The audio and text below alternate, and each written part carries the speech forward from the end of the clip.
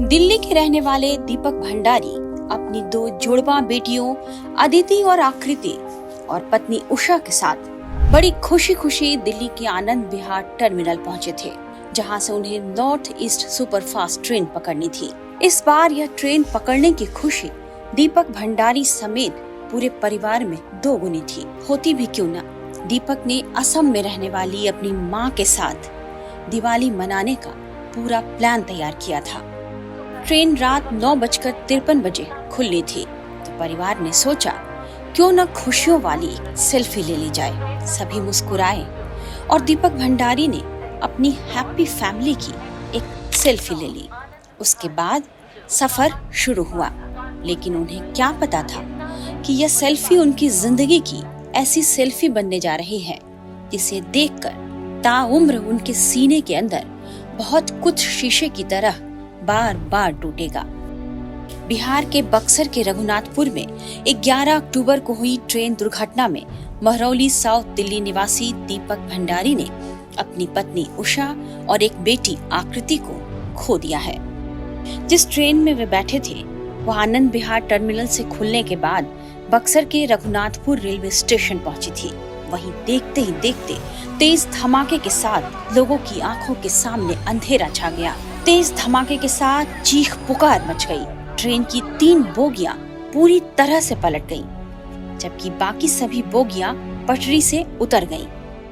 और इस तरह दीपक भंडारी की वो सेल्फी उनकी यादों की आखिरी सेल्फी बन गई। देखते ही देखते उनके खुशियों का परिवार तिनके की तरह बिखर गया।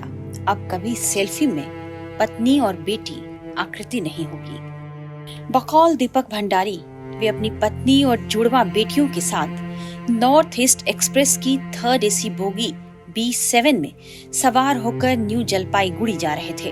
हादसे से ठीक पहले उन्होंने अपनी पत्नी और बेटियों को खाने के लिए जगाया था, लेकिन उन्हें क्या पता था कि उनकी एक बेटी और पत्नी थोड़ी देर बाद हमेशा के लिए सो जाने वाले हैं।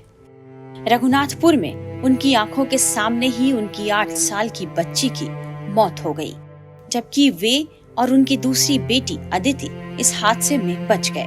तेज आवाज के साथ गाड़ी झटका खाते हुए दुर्घटना का शिकार हो गई थी। अपनी आंखों के सामने ही दीपक ने अपनी एक बेटी को मौत के मुंह में जाते देखा तो वे कुछ समय के लिए अपना होश खो बैठे थे। जब होश आया तो खुद को एक अस्पताल में पाया और पता चला कि हादसे के बाद बचाव दल ने उन्हें बाहर निकाला और अस्पताल पहुंचाया। तब तक उन्हें इस बात का पता ही नहीं था कि उनकी पत्नी कहाँ है। दीपक अपनी दूसरी बेटी के साथ अस्पताल में पत्नी के सही सलामत लौटने का इंतजार कर रहे थे, लेकिन अभी एक और बुरी खबर उनका इंतजार कर रही थी, जिसने उन्हें बदहवास कर दिया। उनकी पत्नी का शव भी अब उनके सामने था। वहीं उनकी बेटी का शव कोच के नीचे फंस गया था, जिसे घटना के करीब 1.5 घंटे बाद NDRF और SDRF की टीमों ने बड़ी मुश्किल से बाहर निकाला।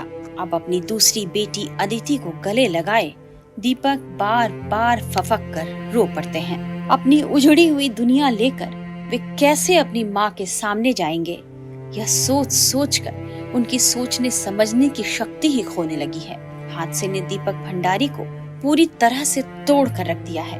वह चीख कर रोने की कोशिश तो करते हैं, लेकिन जिंदा बच गई अपनी एकमात्र बेटी अदिति को आंसू भरी निगाहों से निहार रहे होते हैं।